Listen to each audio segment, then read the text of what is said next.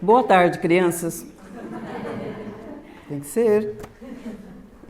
Eu espero que todos tenham tirado assim um bocadinho do chapéu dos adultos para ficar mais próximo da criança. Por isso falei boa tarde, crianças. Porque se não tiver tirado o chapéu, agora com esse boa tarde ela vem à tona. Ela aparece. Bom, como a minha colega mesmo disse, eu não vou falar sobre o autor. Eu vou falar sobre a sua obra. E se alguém no final quiser arriscar dizer quem realmente escreveu o Príncipezinho? Será que foi o Príncipezinho ou será que foi o autor? Será que ele foi veículo? Quem será que escreveu? É um caso a pensar. Basicamente, a história conta, é um aviador que é forçado a parar no deserto com seu avião porque teve uma avaria. E ele encontra com um príncipezinho. Esse príncipezinho tem um planeta, 3 vulcões, 2 ativos e um inativo, e tem uma rosa. Nesse percurso, ele vai passar por 7 planetas e vai ter uma fase muito importante no final. Ele vai descobrir qual que é o propósito dele na Terra. E é muito bom refletirmos, porque o príncipezinho, ele vem dizer para nós de onde nós viemos, o que é que nós estamos fazendo aqui e para onde é que nós vamos. Uma obra tão simples quanto essa aqui. E também não é preciso confessar que não vou conseguir, é um manancial infinito de sabedoria, eu não consigo chegar lá ainda. Portanto, é só alguns aspectos, né, que eu li, refleti, e na realidade eu acho que essa conferência tinha que chamar Reflexões de um Filósofo, sobre o Príncipezinho. Porque na realidade foi o que o livro foi me dizendo dentro de mim. E assim como eu disse que quem é que escreveu o livro, se foi o príncipezinho ou se foi o aviador, eu também posso dizer que talvez o que eu vá dizer seja o que o meu príncipezinho diz para mim. E agora eu vou falar para vocês. E vou tentar ser o mais autêntico possível com ele. E confesso que ele fez uns puxão de orelha. Eu estava lendo o livro e de repente não fiquei muito ligada nessa primeira imagem. Tem uma primeira imagem que é uma jiboia engolindo uma fera. Eu já fui logo indo aqui para a segunda, que é onde ele desenha o desenho dele mesmo. Mas depois, meu príncipezinho falou, volta lá. Vai lá ver o desenho da história que ele leu. Porque foi dessa história que ele fez uma reflexão. E foi dessa reflexão que ele fez o desenho. Então, o desenho dele tem uma origem. Eu olhei o desenho. E vou dizer o que me veio à mente. Nesse primeiro desenho, em que está a jiboia engolindo uma fera, é uma presença muito forte. É nos chamando a atenção para a gente não levarmos uma vida engolindo feras, vivendo apenas pelos 5 sentidos e pelo mundo da ação e reação. Me fez, devolvo. Isso é ação e reação. Isso é instintivo. Isto é o que o meu sentido está mostrando sobre este ou sobre aquele. Então não vamos viver a vida comendo feras. Depois parte-se para o desenho dele, que ele fala que fez uma reflexão.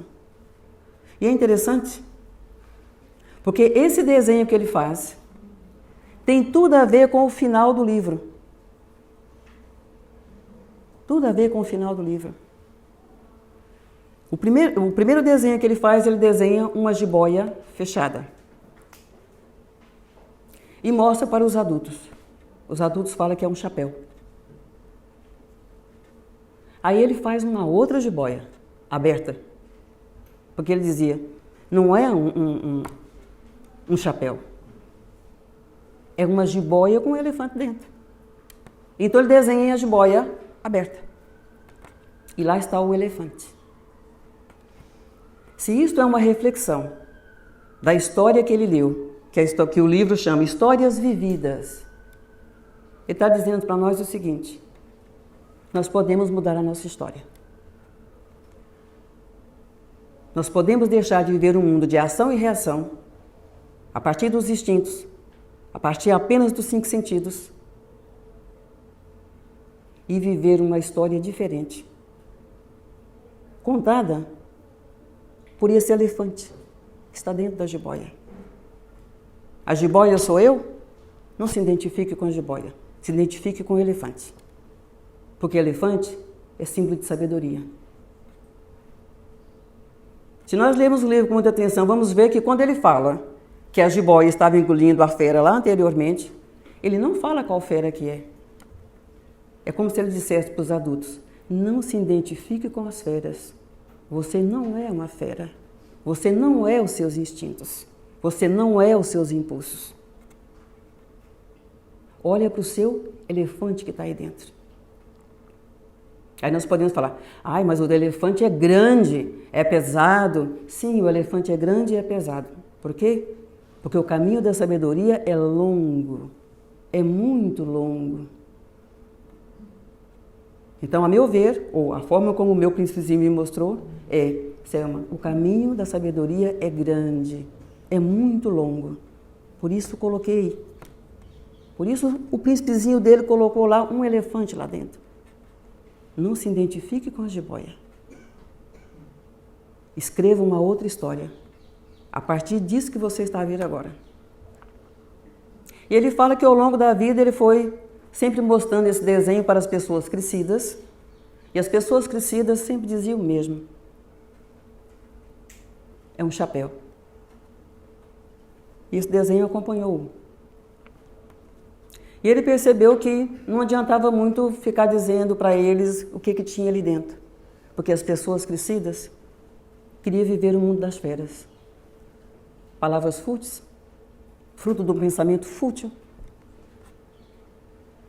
ação e reação, sem pensamento, sem reflexão, o mundo na horizontal.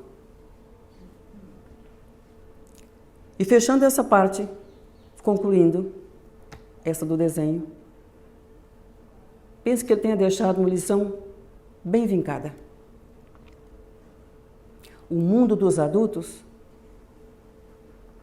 é o mundo, já que é o dos sentidos, é o ver para crer. O mundo da criança, quer seja nossas crianças, quer seja a nossa criança interior, é o mundo do crer para ver. Porque vamos partir, que eu vou acreditar em algo que ainda não existe. Esse é o mundo da criança. E nós nos afastamos desse mundo. Quando afastamos desse mundo, crer o mundo subjetivo, nós começamos a ficar na horizontal. Porque para este mundo outro, que é o mundo da criança, nós temos que verticalizar. E temos que elevar a nossa consciência, elevar o padrão dos nossos pensamentos.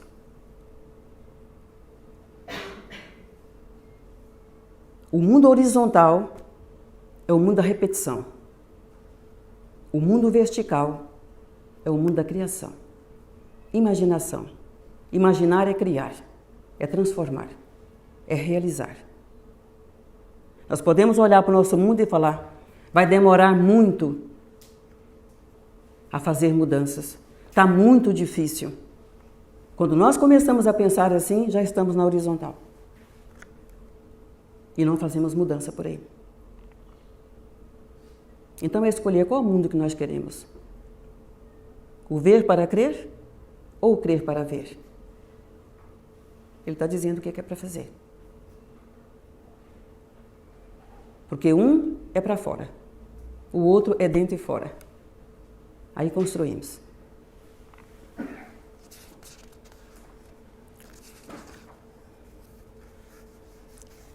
Depois no deserto, a primeira noite, ele dorme lá e tudo, e ele acorda, e já acorda com um príncipezinho chamando por ele. Mas ele não o chama pelo nome. Ele diz, por favor, desenhe-me uma ovelha. E ele acorda assim meio assustado, porque estava longe de qualquer possibilidade de ter um ser humano por ali.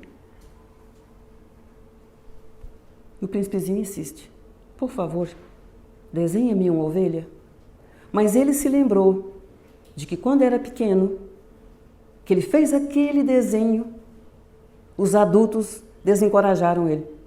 Disse para ele, não, abandone essa ideia de jiboias fechadas, jiboias abertas, e vai estudar geometria, geografia, vai estudar. E ele escolheu então a profissão de aviador. E ele falou para o príncipezinho, eu não sei desenhar. Mas como ele mesmo diz, quando o mistério é demasiadamente grande, nós não ousamos desobedecer. E ele obedece o príncipezinho. Só que ele desenha a jiboia fechada dele e entrega para ele. Está aqui a sua ovelha, está dentro da caixa. Porque ele já tinha feito 3 desenhos e o príncipezinho tinha despachado tudo.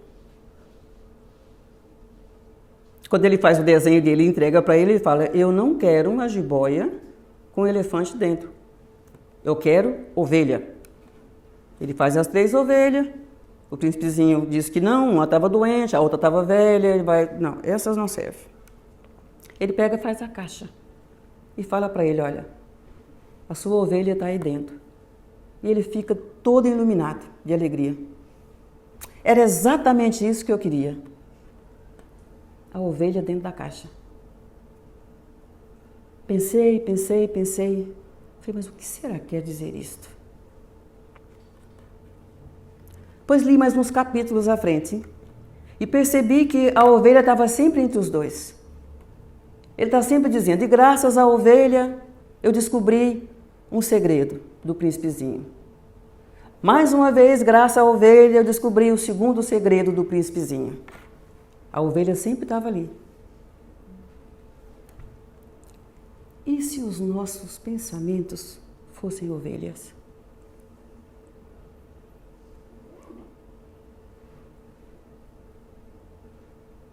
E as palavras seja esse veículo que circulava entre ele e o príncipezinho?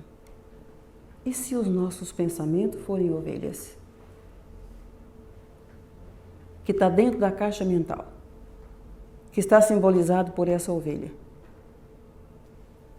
E de onde é que vêm os pensamentos? De onde é que vêm os pensamentos? Do mundo mental, da mente.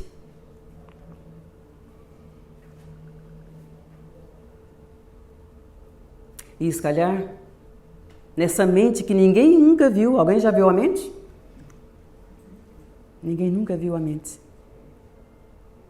Se calhar seja lá dentro da mente que esteja o planeta do príncipezinho. Quem sabe? Porque é de lá que fluem os melhores pensamentos, os melhores processos imaginativos, as maiores criações. Vem de onde? Da mente.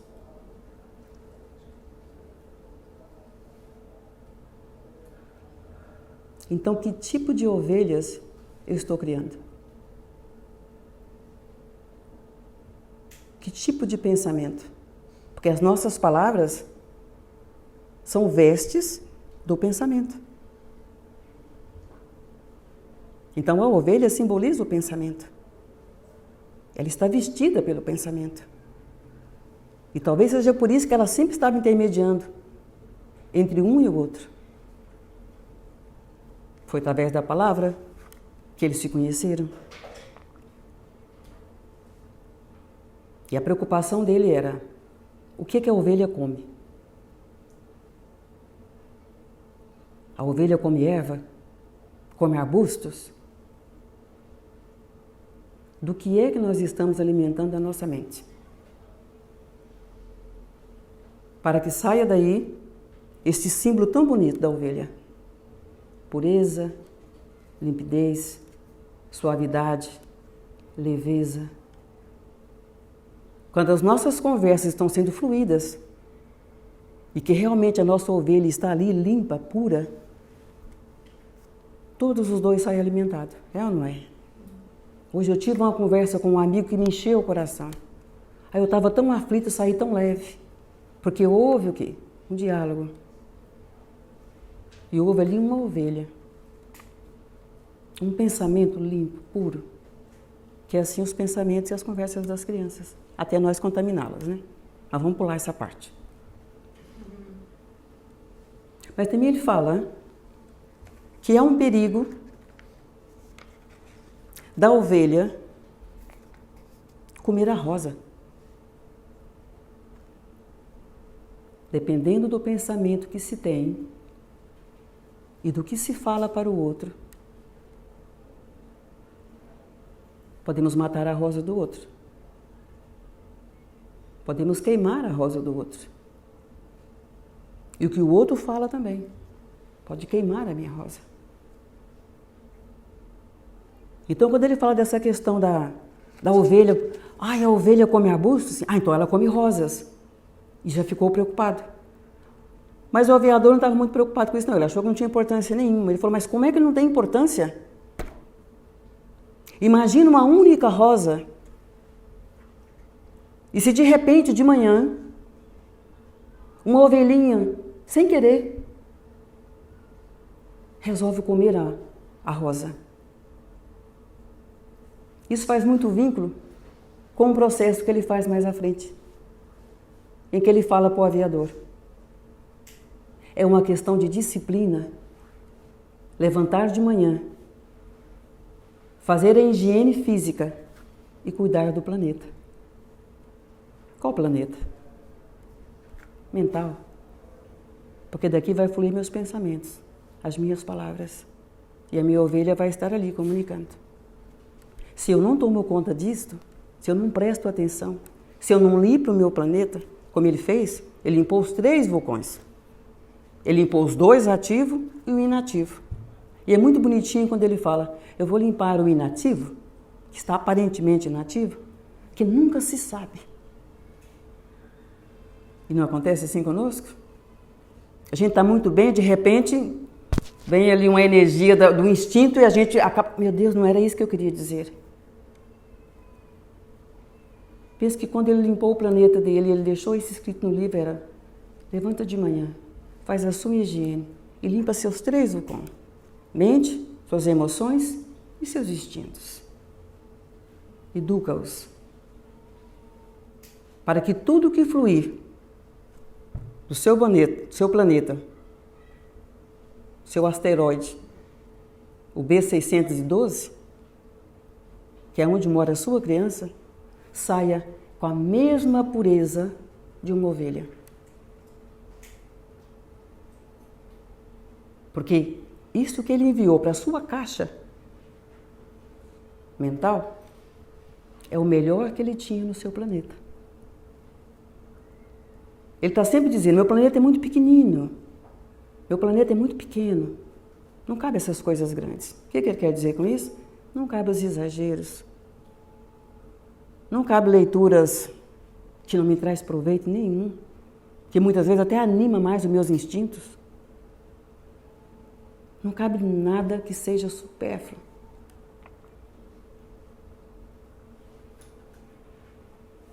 Só cabe o essencial. E não precisa buscar o essencial pelos 5 sentidos.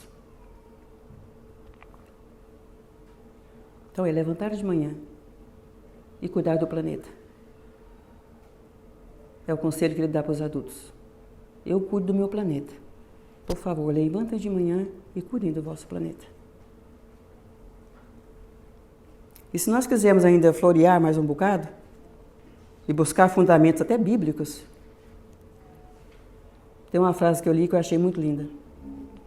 Os nossos pensamentos são ovelhas, sem governo, e nós somos os seus pastores. Há que pastorear o seu pensamento.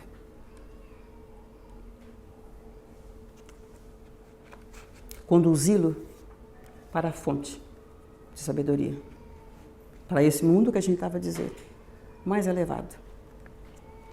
Causa e efeito.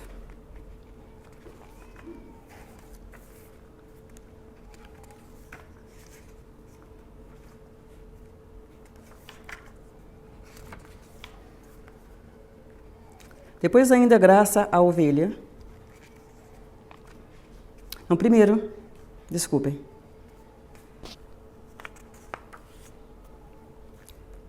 Mas graças à ovelha, ele fica sabendo de um problema seríssimo que tinha no planeta dele. O planeta corria o risco de extinção por causa dos embondeiros, são aves gigantescas. Ele fala, as sementes são invisíveis. E ele diz, assim como em todo o planeta, no planeta do príncipezinho, também há sementes boas e sementes más. E está lá a semente do embondeiro, que se parece com a semente rosa. Quando cresce, parece-se com a rosa. Mas ele diz, atenção, cuidado.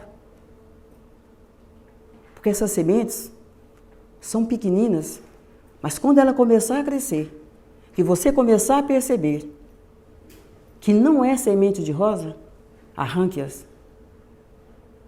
Separa logo o joio do trigo, as ervas daninhas.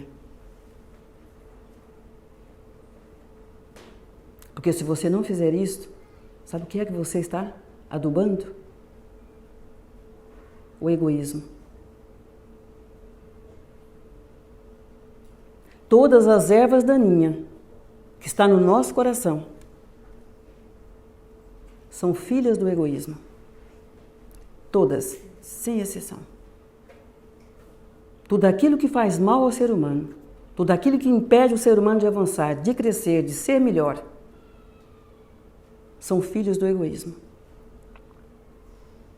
E ele pede ao aviador, que é uma coisa urgente, faça um alerta ao seu planeta. Alertem as suas crianças. Crianças, cuidado com os embondeiros. Porque ele pode, quando crescer, arrebentar o seu planeta. Essa palavra arrebentar é dolorosa, não é? Mas já repararam que o nosso planeta, as guerras, enchentes, não é preciso perceber que já tem sementes de embondeiro que já estão bem grandes. Mas ele não diz que está fora do tempo, não. Porque as sementes continuam a crescer. Cuidado com os embondeiros. Cuida da semente de rosas. Cuida das boas sementes. Assim como todas as ervas daninhas são filhas do egoísmo, todas as ervas boas são filhas das virtudes e são filhas do amor. Então, adultos, o que querem mesmo para o vosso planeta?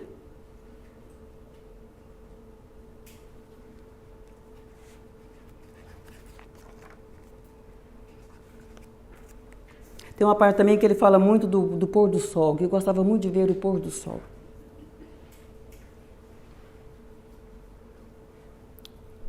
Aqui penso que a essência que ele quer deixar é muito simples. Adultos, vamos ver o pôr do sol? Vamos ver o nascer do sol? Vamos andar um bocado na praia, sem chinelo, sem nada? Vamos sentir a brisa do mar? Vamos entrar em contato com aquela que nos deu a mente, que nos deu o corpo, aquela que a gente fala de mãe natureza? Senta um bocadinho, respira um bocadinho, sai do mundo dos embondeiros e vem para o mundo da rosa, das boas sementes. Deixa a sua boa semente fluir, nascer. Essa semente não nasce no barulho. Ele está sempre em contemplação, sempre devaneios, sempre meditando, refletindo, Ele está a dizer como é que nasce as sementes boas. Está a dizer qual que é o adubo. Ela não suporta agitação. Sabe aquela frase? O sábio só fala uma vez e baixinho. Às vezes nós não ouvimos este ser interior nosso porque estamos agitados. E ele não fala 2 vezes. E também não fala alto. Acerena-te o coração.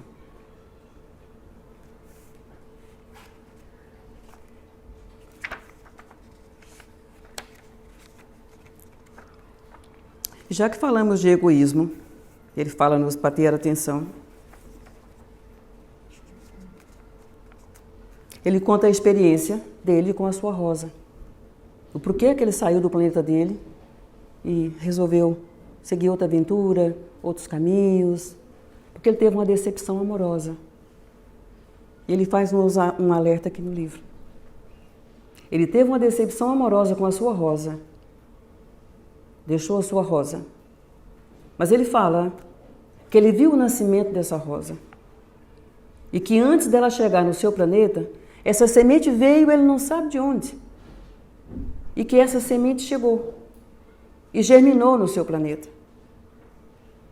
Ele viu ela nascer, crescer, se tornar botão.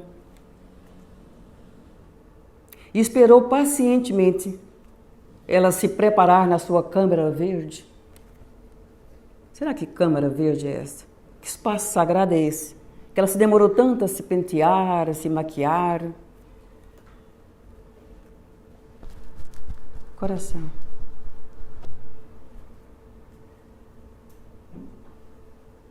Então ela sai e nasce exatamente no momento do nascer do sol. Mas ele fala que ela era muito vaidosa. E ele se cansou tanto da vaidade dela que foi-se embora.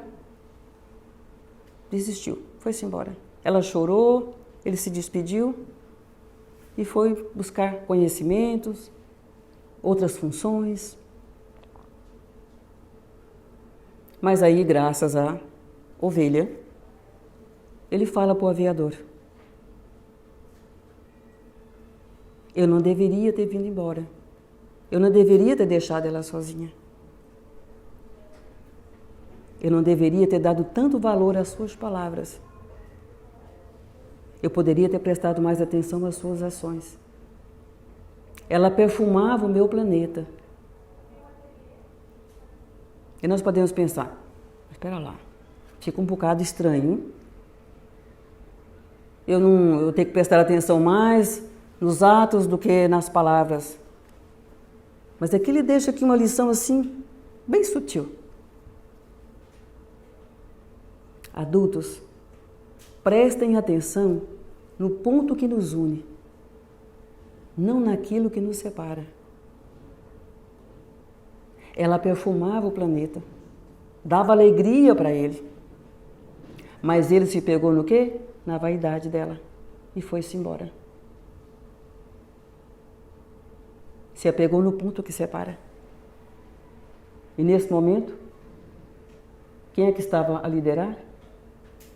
O egoísmo.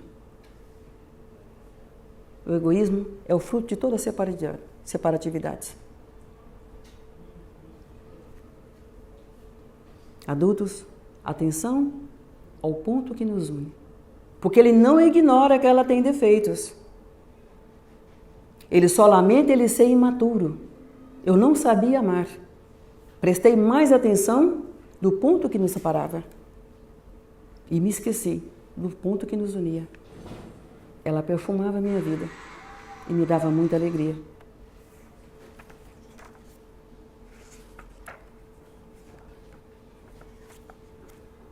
Então, atenção ao ponto que nos une.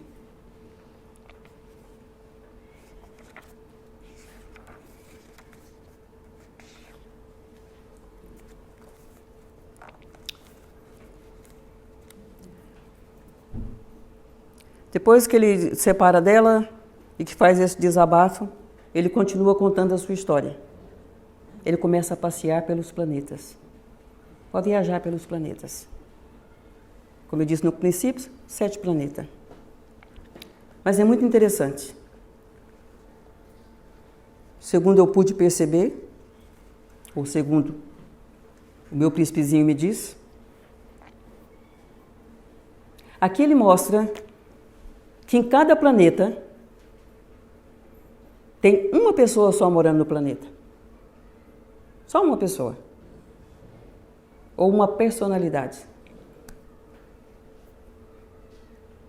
E que todas essas personalidades têm sua asa boa e têm sua asa má. Tem suas qualidades e tem seus defeitos. O rei tinha senso de justiça, mas não praticava. Estava sempre à procura ali de um súdito para ele mandar, para ele apontar, para dizer para onde ia, para onde deixava de ir. Tinha o vaidoso. Mas é interessante voltarmos um bocadinho atrás que o rei, esse senso de justiça dele, dizia: eu sou um rei razoável, eu dou ordens razoáveis. Eu não vou pedir para o meu general que ele se transforme numa ave marinha. Há que pedir para cada um aquilo que cada um pode fazer segundo a sua natureza.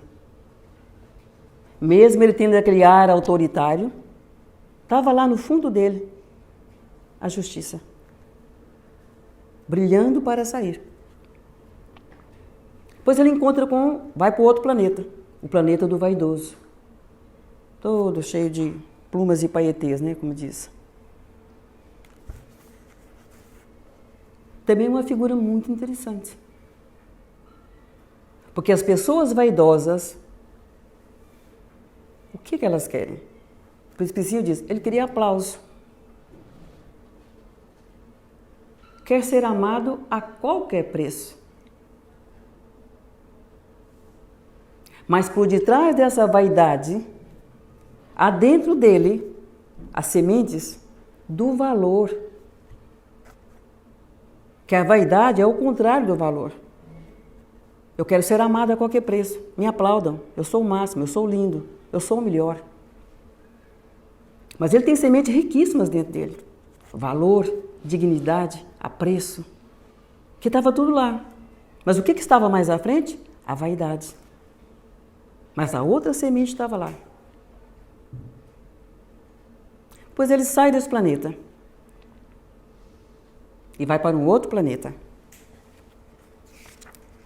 que é o planeta do bebedor, a pessoa que bebia. Por que você bebe? Porque eu tenho vergonha de beber.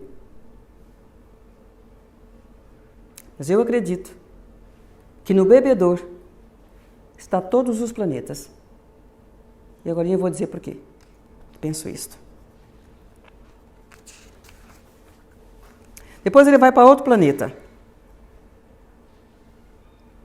Ele vai para o planeta do homem de negócios. E esse homem de negócios não tinha tempo para nada. Absolutamente para nada. Fazendo negócios. Mas é óbvio que por detrás dessa agitação toda,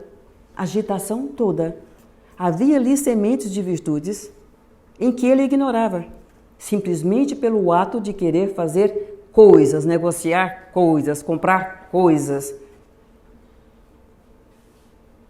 Talvez nesse negociante exterior tem uma fonte de sabedoria. Porque quando eu saio da agitação, quando eu deixo de vender coisas exteriores e fazer negócios exteriores, eu entro no comércio mais belo da vida.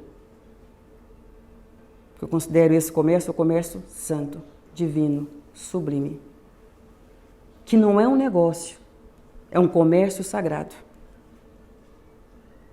Doar, dar, oferecer. Muitas vezes nos mantemos extremamente ocupados. Enchemos a nossa vida de obrigações E não temos tempo para o essencial.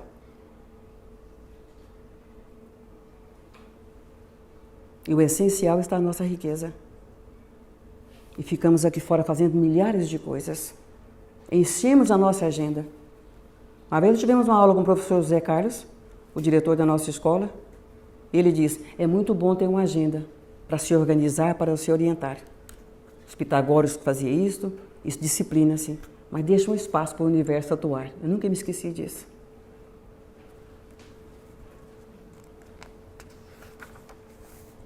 Deixa um espaço. Não vai encher na vida de coisas para fazer. Depois tem um outro planeta, que é o ascendedor. Candeeiro. Ele fala que de todos esse aqui, ainda era o que ele poderia estabelecer uma amizade. Porque ele não pensava só nele. Os outros pensavam só em si. E ele estava acendendo o candeeiro de uma cidade que só tinha ele. E só tinha um candeeiro. Ele fala que faz isso porque está recebendo ordens. O príncipezinho pergunta para ele, ordens de quem? E ele fala, não importa, ordens são ordens. E eu tenho que cumprir a ordem. Isso nos leva um bocado a prestar atenção na mecanicidade. Nós fazemos as coisas e não pomos atenção. Por que é que eu estou a fazer? O que é que eu estou a aprender com isto? O que é que está trazendo para mim em que eu possa realmente crescer aqui dentro de mim? Porque, gente, cada profissão, cada ofício no mundo tem um significado por detrás dela. Nós nos distanciamos dos rituais, das cerimônias. É ou não é?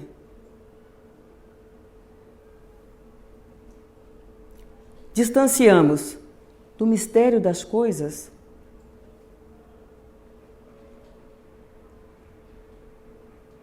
Então o que a minha profissão revela sobre mim mesmo? É que quando ele passa por esses planetas, falando o que cada um é, o que cada um fazia, é como se ele tivesse a dizer, adultos, vai lá ver o mistério da sua profissão. Vai lá ver o que ela está dizendo para você. Você se afastou do ritual, afastou das cerimônias, afastou do essencial. E afastou do sentido simbólico da vida. Qual que é o simbolismo da sua profissão? Que símbolos ela traz para você? Os símbolos são linguagem. Qual que é a linguagem que ela está a falar contigo? Eu estou 10, 15, 20 anos fazendo o mesmo trabalho e nunca conversei com o gênio da minha profissão? E na República fala, cada ofício na Terra está regido por um gênio. E nós sabemos disso. Santo padroeiro dos caminhoneiros. É ou não é? Santo padroeiro dos médicos, dos enfermeiros. Santa da... Nós sabemos. Só intelectualmente. Porque perdemos a essência. Simbolismo, rituais, linguagem simbólica. E a nossa profissão fala muito da nossa personalidade. O que temos para oferecer e o que nos falta. Porque ela nos põe em contato com o quê? Isso eu aprendi com um amigo numa viagem que nós fizemos para os Açores. Ela nos põe em contato com a nossa família profissional. Eu achei isso lindo. É a nossa família profissional. Então eu tenho algo para aprender com ela. Assim como tenho que aprender com a minha família de coração, que ele dizia. Que é a família, o pai, a mãe, os filhos. Assim como tenho muito que aprender com a minha família espiritual. Porque o meu autoconhecimento não está desligado de nenhuma atividade que eu faça no mundo. De nenhuma presença de um ser que aparece na minha frente. Então as nossas profissões têm uma linguagem. Autoconhecimento, através das nossas profissões. E ele fala também aqui de um outro que é o que vai dar a direção para ele vir para a Terra, que é o geógrafo. Esse geógrafo fala que ele é um sábio, mas é um sábio que só anota as coisas. Ele não tem tempo para sair a passear. O príncipezinho pergunta pelos rios, pelas montanhas, ele fala, não conheço. O pessoal vai lá fora, os exploradores vai lá, explora, traz para mim e eu escrevo. Mas eu sou um sábio. Também nos chama a atenção. Porque muitas vezes nós pensamos que ler demais nos torna sábio. No Bhagavad Gita, não sei se vocês conhecem esse livro, que é extraordinário. Ele fala que para chegar à sabedoria é preciso conhecimento e ação. Porque senão, os embondeiros vão entrar na nossa mente e nós vamos pensar que temos um intelecto iluminado. Não, nós temos um intelecto brilhante. O intelecto brilhante é diferente do iluminado.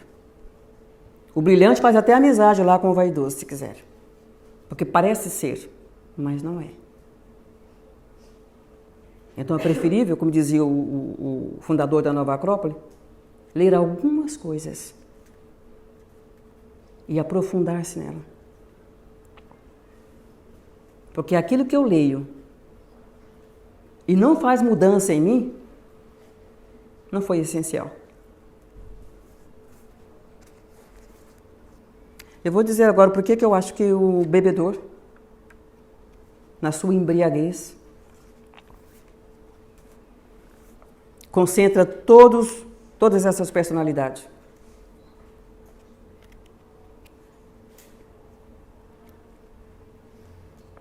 Nós estamos embriagados pela falta de tempo.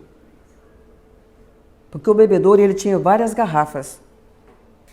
Umas estavam cheias e outras estavam vazias. A diferença do bebedor para nós é que o bebedor só tinha bebida e nós ainda temos os petiscos. Temos petisco. Estamos com garrafas cheias de bebida de falta de tempo.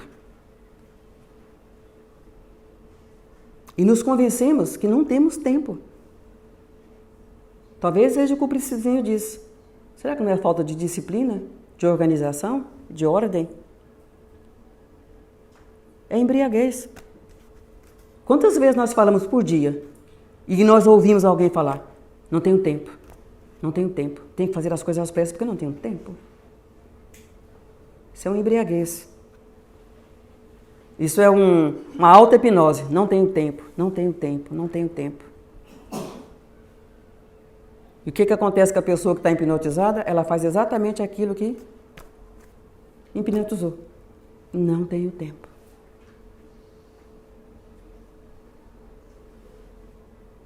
A embriaguez do vaidoso.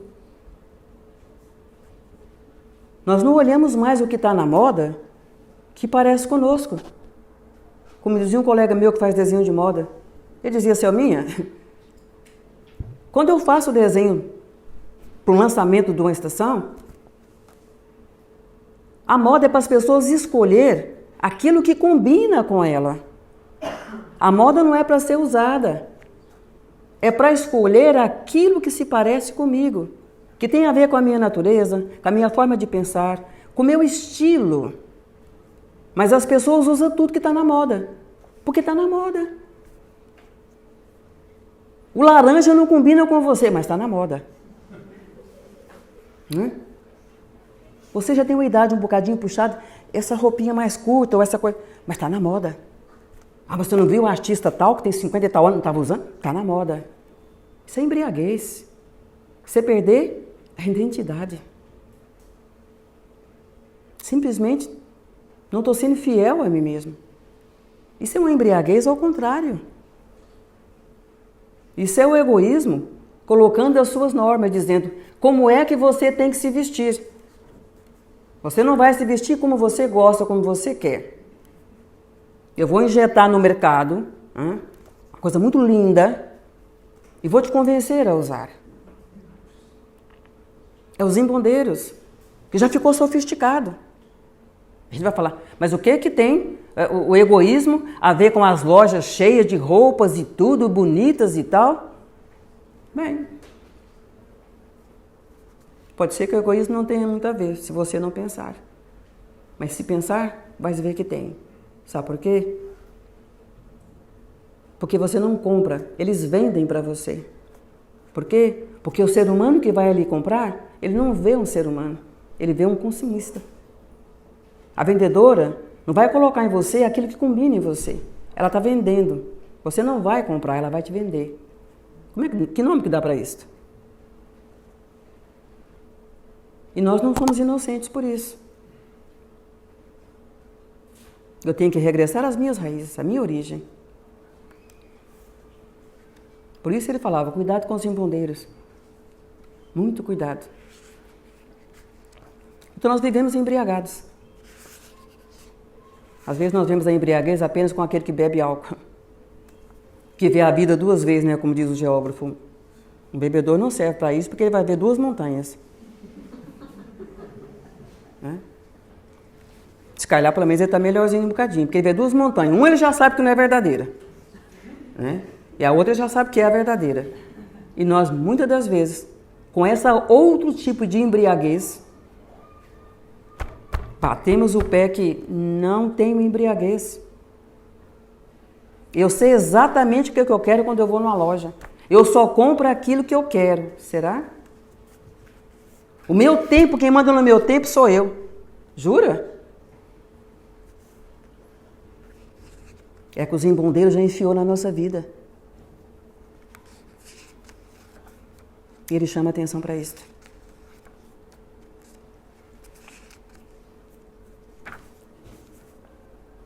Ele pergunta para o geógrafo, agora para onde é que você me sugere ir? Ele diz para ele, tem um planeta que não é um planeta qualquer. A Terra. Ele não sabia o que estava esperando por ele, né? E ele faz umas alertas aqui. Deixa bem claro. Um planeta onde as pessoas não têm raiz. Porque ele está pelo caminho e conversa com as rosazinhas que estão pelo caminho e pergunta, cadê os homens? Eles falam, de vez em quando passa 6 ou 7 por aqui. Eles não têm raiz. Não se firma em lugar nenhum. Ora está para aqui, ora está para ali. Depois ele sobe num penhasco, porque ele estava procurando amigos. Ele fala, bom dia, e o eco responde para ele, bom dia. Eu estou procurando um amigo, e o eco responde, eu estou procurando um amigo. Ele fala, essa gente grande é mesmo esquisita, que planeta esquisito. As pessoas não têm imaginação, ele diz. Repetem o que o outro fala. Esse cara estava errado, né? Pode ser. Depois ele encontra com um comerciante vendendo pílulas para inibir a sede. Nós estamos ou não estamos na era das pílulas? Pílula para emagrecer, pílula para engordar, pílula para isso, pílula para aquilo. Eu estou com um calo, tomo uma pílula. Ela tem uma pílula que não deixa dar calo mais. E a gente acredita e vai lá e compra. Não, é verdade. Nós vamos lá e compramos, sabemos que aquela pílula não vai tirar o calo. Até já tem uma profissão que tira os calos, gente. Mas a gente vai lá comprar a pílula. E o que é mais triste, a gente se engana de tal forma que até passa a receita para o outro. Eu tomei um comprimido que o meu calo acabou 50%. E o outro vai lá comprar, tá vendo? Vai lá comprar o bendito da pílula. Ele diz, mas essa pílula serve para quê? Ele fala, não, essa pílula serve para diminuir a sede. Você toma uma por semana ou coisa assim, e você não vai ter sede. Mas para que serve isso? Para você economizar o tempo. Já fizeram uma estatística, você vai conseguir economizar 53 minutos. Porque aí você não vai beber água. O tempo que você vai beber água, não beba água, beba a pílula. Que é para economizar o tempo.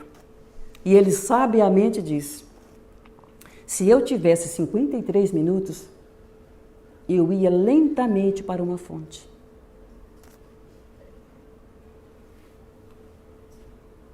Simplesmente porque os adultos não sabem o que fazer com o seu tempo. E as crianças sabem. Eu vou lentamente para uma fonte. Depois, tristemente, entre aspas, ele descobre que ele não tinha uma flor única. Que nesse planeta tinha mais flores. Além de milhares e milhares de pessoas, como o rei, como o vaidoso, como o bêbado, como o comerciante, tinha milhões. O que ele viu em cada planeta estava ali em milhões no planeta Terra. Depois dessa triste descoberta, ele descobriu também que não tinha a única flor, que ele se sentia um homem rico. Tinha 3 vulcões e uma flor. E descobriu que havia 5.000 rosas só num jardim ali naquela terra, naquele momento ali. E ele chora, porque ele pensava que tinha uma única flor. E nem que ele está ali a chorar, aí acontece um momento mágico. Que é aqui que nós vamos descobrir por que é que nós estamos na Terra. Ele vai se encontrar com a raposa. E a raposa tem um fator fundamental na vida dele. Porque a raposa vai iniciá-lo na arte do amor. Ele tinha que aprender,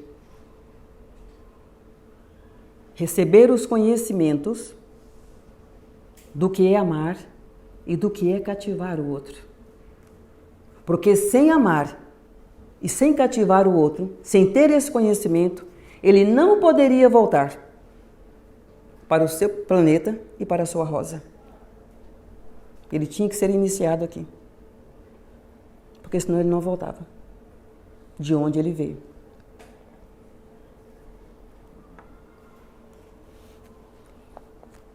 E agora nessa parte, eu vou pedir para ler. Eu vou ler. Porque como diz o autor, ele diz, não gosto que leia os meus livros superficialmente. E como essa parte é sublime, eu prefiro não pecar. Mas vou fazer algo que ele disse que gostaria de ter feito quando ele escreveu a obra. Ele gostaria de começar a obra dizendo, era uma vez um príncipezinho.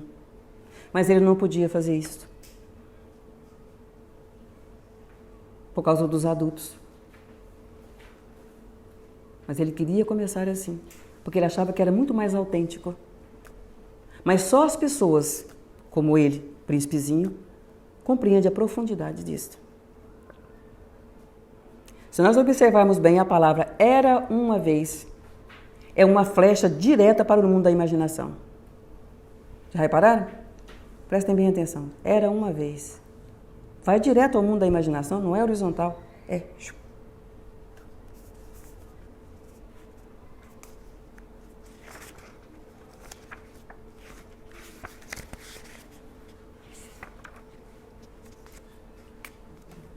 Então, era uma vez um príncipezinho que encontrou uma raposa.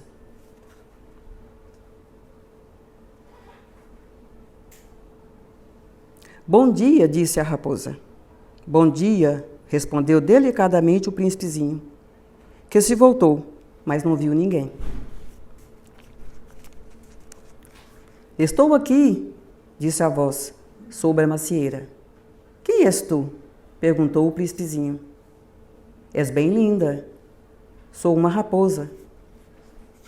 Vem brincar comigo? Disse o príncipezinho. Estou tão triste. Mas depois de ter... Não posso brincar contigo, disse a raposa. Ainda ninguém me cativou. Mas depois de refletir, acrescentou.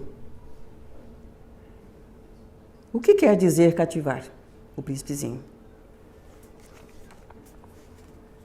E ela disse, é uma coisa muito esquecida, disse a raposa. Significa criar laços. Criar laços? Isso mesmo, disse a raposa. Para mim, não passas ainda de um rapazinho muito parecido com 100.000 rapazinhos. Eu não preciso de ti, e tu não precisas de mim. Para ti, sou apenas uma raposa semelhante a 100.000 raposas. Mas, se me cativares, teremos necessidade um do outro. Para mim, serás único no mundo, e eu serei para ti única no mundo. Ah, começa a compreender, disse o príncipezinho.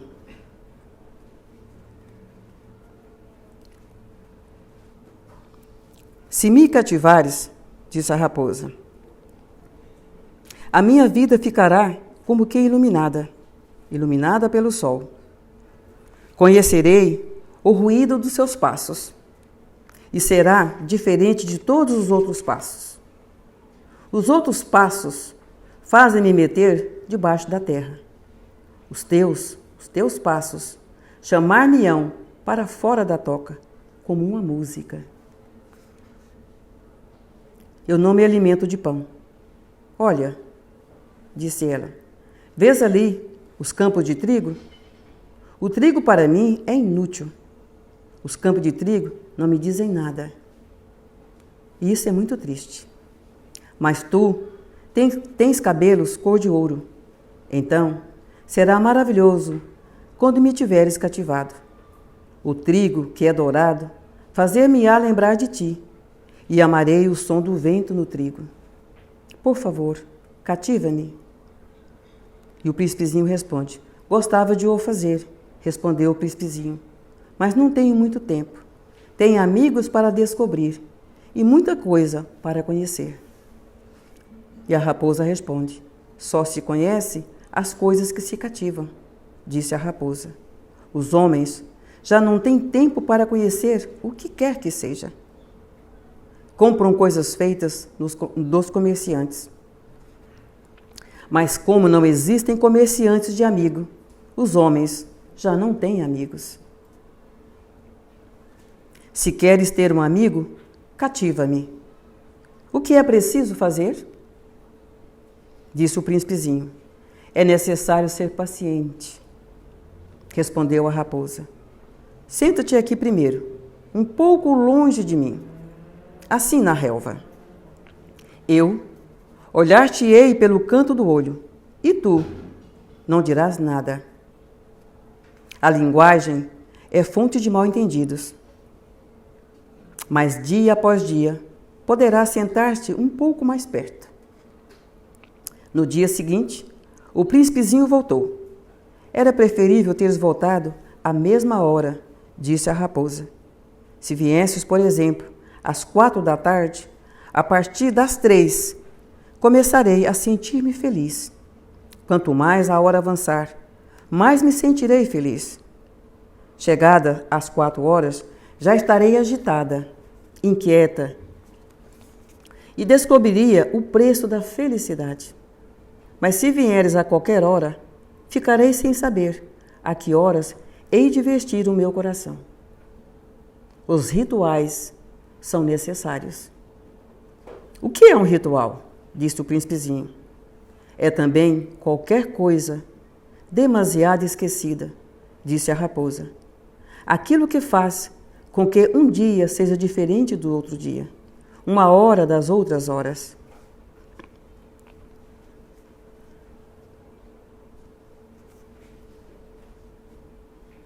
E foi assim que o príncipezinho cativou a raposa.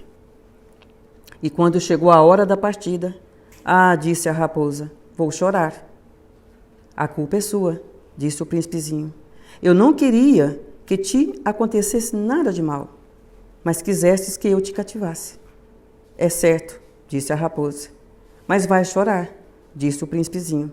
Vou, disse a raposa. Então não ganhas nada com isto. Ganho, disse a raposa, por causa da cor do trigo. Depois acrescentou. Vai olhar outra vez as rosas. Compreenderás que a tua é única no mundo. Voltarás para me dizer adeus, e eu faço-te presente de um segredo. Ele vai até as flores. Não são de modo nenhum parecidas com as minhas rosas. Ainda não são nada. Ninguém vos cativou, e vocês não cativou ninguém. São como era a minha raposa. Era uma raposa parecida com 100.000 outras, mas fiz dela minha amiga, e agora ela é única no mundo. Ele fala para as flores. São belas, mas vazias. Não se pode morrer por vocês. É certo que um vulgar viajante pareceria que ela se parecesse convosco, a flor dele. Mas só por si é mais importante que vocês todas, pois foi a ela que eu reguei, foi a ela que eu coloquei sobre uma redoma, foi a ela que abriguei com o guarda-vento, foi a ela que matei as largatas, exceto 2 ou 3, para poderem dar borboletas. Foi ela que eu ouvi queixar-se, ou gabar-se, ou por vezes calar-se.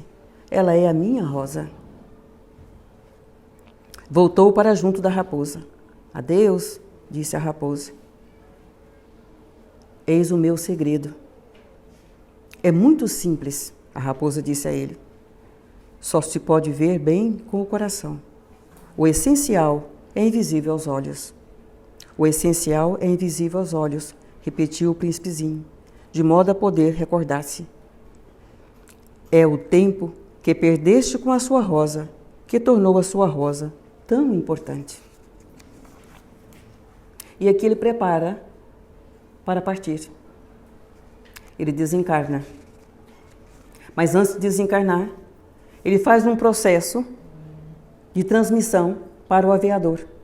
O que a raposa lhe ensinou, ele transmite para o aviador. E uma das coisas que o aviador fala que achou lindo nele, era que na fisionomia dele, mesmo que dormindo, aparecia a luminosidade da rosa. E o que ele admirava era a fidelidade que ele tinha a essa rosa. Que lição que nós podemos tirar disso? A fidelidade a nós mesmos. A descobrir em nós mesmos algo que nos faça levantar de manhã, que nos faz pensar o dia todo. Algo que a gente sabe que é um ideal, que eu sou capaz de dar minha vida por ele. Algo que está dentro de mim própria. Essa fidelidade está dentro de mim própria. E se nós voltamos lá para o comecinho da história, está lá o elefante dentro. A fidelidade a esse elefante. A descobrir-se, descobrir os seus valores, não pegar esses pontos que separam. Quem é a minha rosa? A minha rosa sou eu. Quem é o príncipezinho? O príncipezinho está aqui, sou eu. Eu que me distanciei dele. Eu me distanciei da minha rosa. Por quê? Porque perdi as cerimônias. Perdi qual que é o meu objetivo aqui na Terra. Não sei qual que é. Qual que é o meu objetivo na Terra? Ele deixou escrito. Simples. Ama. Ama-te. Ama a tua rosa. Ama as outras rosas. Não se afaste do seu príncipezinho. E para você se encontrar com o seu príncipezinho, você tem que subir, você tem que elevar a sua consciência. Ele encontra uma serpente no começo do livro. E vai encontrar uma serpente no final do livro. Se nós lembrarmos do caduceu de Mercúrio, tem 2 serpentes. Isso é um processo de purificação, transformação, transmutação. A Terra é isto. Por isso nós encontramos várias personalidades, várias rosas.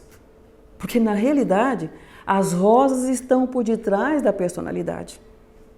O príncipezinho está por detrás da rosa. Não podemos nos julgar por isso aqui. Temos que voltar à nossa rosa. Temos que voltar ao nosso príncipe. E não se trata de ser infantil. é que só com o príncipezinho, com essas lições e seguindo pegando na mão dele e seguindo esses passos para a sabedoria, é que nós vamos deixar de ser pessoas crescidas e sermos pessoas amadurecidas. E como pessoas amadurecidas, proteger as nossas rosinhas pequeninas, que são as nossas crianças, dos embondeiros. No decorrer aqui, para o seu desencarne, para ele partir, para o seu planeta e para a sua rosa, eles encontram um poço. Ele toma dessa água e ele diz: era esta a água que eu queria. A água da sabedoria, a água do amor. Quando nós tomamos dessa água, o que Jesus Cristo dizia? Nunca mais terá sede. A água do amor, a água da sabedoria. Todos nós somos um pequeno planeta em formação. Todos nós temos uma rosa dentro de nós. Cuidar da nossa rosa, aprender a cuidar dela, implica ajudar o outro a cuidar da dele. Implica respeitar a rosa do outro. Saber que a minha personalidade tem duas asas, que uma é negra e a outra é branca, e que eu tenho que me transformar e tenho que descobrir os meus valores, é um dever nosso. Se nós quisermos pegar todas aquelas personalidades e passar por esse processo de iniciação, nós vamos perceber que o amor tem 4 degraus. Nós temos o degrau da obrigação. Esse degrau da obrigação é físico. E mesmo sendo físico, as obrigações, nós falamos de obrigações, se elas for banhadas pelo amor, elas ganham outro tom na nossa vida. Depois das obrigações, vem a responsabilidade. Depois da responsabilidade, vem o compromisso. E depois do compromisso, vem o dever, que é o mais alto grau de elevação do ser humano, dentro da hierarquia dos sentimentos. O que acontece é que as pessoas crescidas ficou no patamar das obrigações, porque não queremos compromisso, não queremos nos comprometer com nada, com ninguém. Medo de amar. Medo de sentir dor. Ela diz: você vai sofrer. Ela: sim, eu vou sentir dor. Mas faz parte da alquimia do amor. Não vamos ficar no degrau da obrigação. Vamos avançar. Responsabilidade, compromisso e dever. Nós temos um dever para conosco, um dever uns para com os outros. O planeta Terra é um planeta difícil, sim, mas nós somos valentes.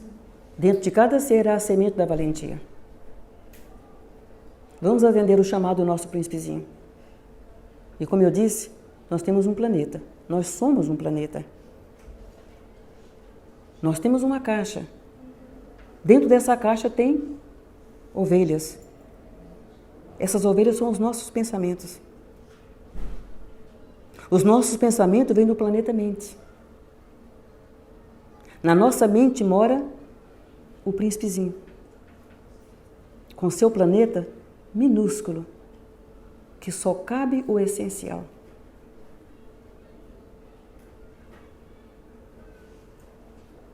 Vamos começar a nos despojar.